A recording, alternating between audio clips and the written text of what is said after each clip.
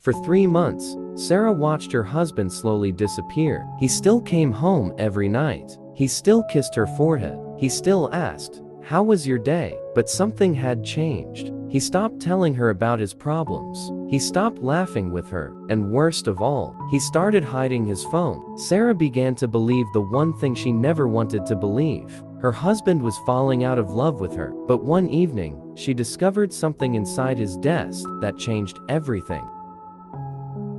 Sarah and Daniel had been married for 8 years. They weren't rich. They didn't have a perfect life, but they had always been happy. They had a small apartment, ordinary jobs, and a little daughter named Emily. Every Friday night, they used to sit together after Emily went to sleep. They would talk about their dreams, their bills, their future. Sometimes they would simply laugh about stupid things. But recently, Daniel had changed.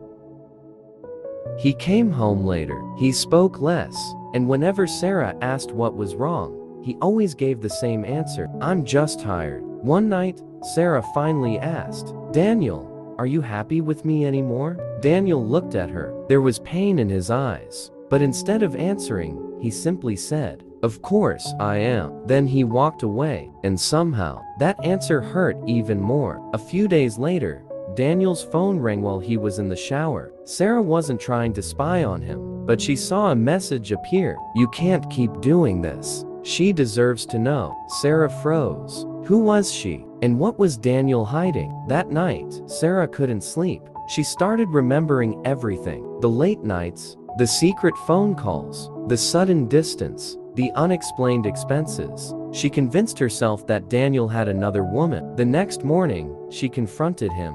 "Daniel, tell me the truth. Is there someone else?" Daniel stared at her in shock. "What?"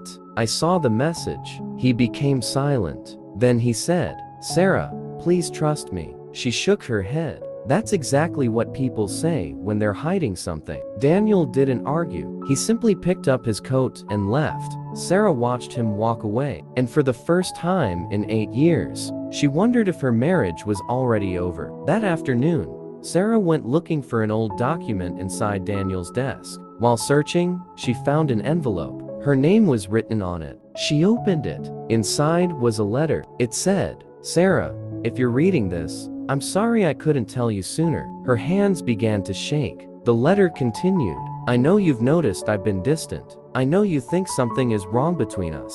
But the truth is, I've been trying to fix something before you found out." Sarah kept reading. Then she saw a second document. It was a bank statement. Daniel had been withdrawing small amounts of money every week. But the money wasn't going to another woman. It was going towards something else. Sarah's medical treatment. Daniel had secretly discovered that Sarah needed an expensive procedure. He knew their insurance wouldn't cover all of it. And instead of frightening her, he had taken a second job at night. That's why he was always coming home late. That's why he was exhausted. That's why he had been hiding his phone. The mysterious messages weren't from another woman. They were from Daniel's second job manager. Sarah sat on the floor holding the letter. She suddenly remembered all the things she had accused him of. She had believed he was leaving her, but he had been working himself to exhaustion because he was afraid of losing her. That evening, Daniel came home. Sarah was waiting at the door. He immediately noticed that she had been crying. "Sarah, what's wrong?" She didn't answer. She simply hugged him.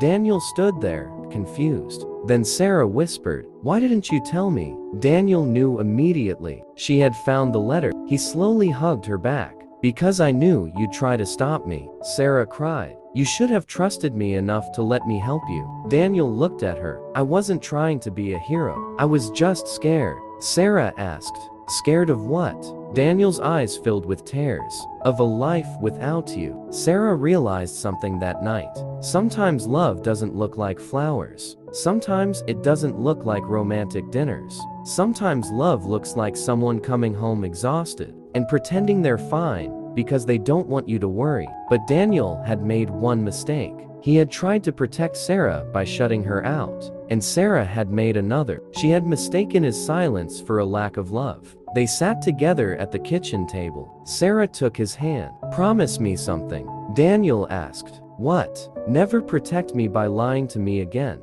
Daniel smiled through his tears. Only if you promise you'll never decide what I'm feeling without asking me. Sarah nodded.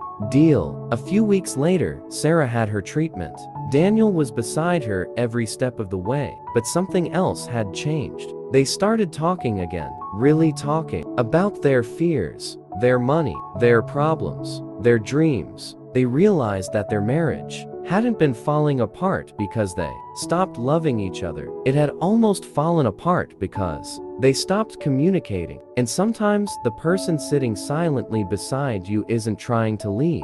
They might simply be fighting a battle they don't know how to tell you about. So before you assume someone doesn't love you anymore, ask them what's wrong. Because silence can look like rejection, when sometimes it's actually love trying to protect you.